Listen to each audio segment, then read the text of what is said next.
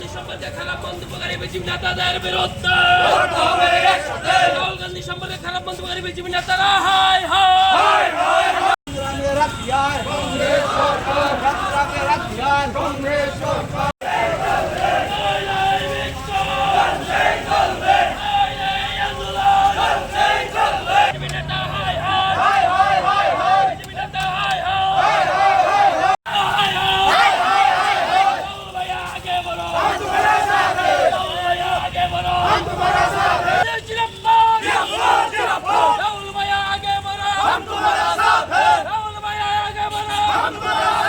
একদিকে বেকারদের কর্মসংস্থান নেই,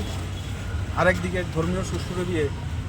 দুই সম্প্রদায়ের মধ্যে বিভেদের তৈরি করার একটা গভীর ষড়যন্ত্র চলছে।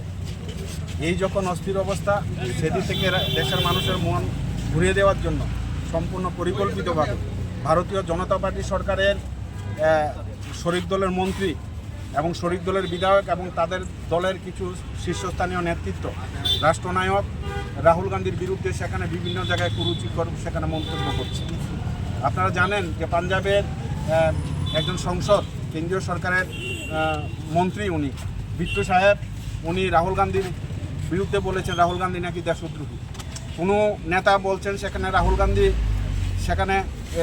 মাথা কেটে দেওয়া হবে, কেউ বলছেন সেখানে রাহুল গান্ধীর অবস্থা তার বাবা এবং ঠাকুমার যে অবস্থা হচ্ছে সেই অবস্থা হবে। এটা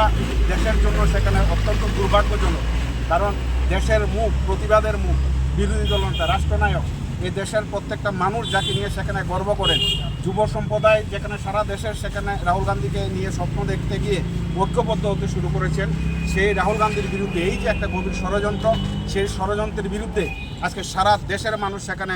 রাজনৈতিক দল ভেদাভেদ ভুলে ঐক্যবদ্ধভাবে সেখানে রাস্তায় নেমেছে। আজকে আমরা উদয়পুর জেলা কংগ্রেসের উদ্যোগে আমরা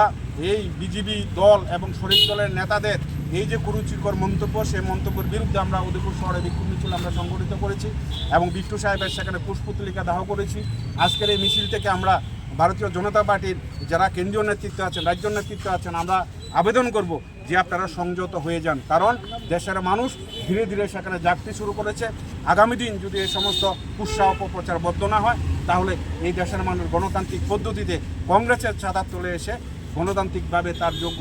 জবাব দেওয়ার জন্য সেখানে তৈরি হচ্ছে।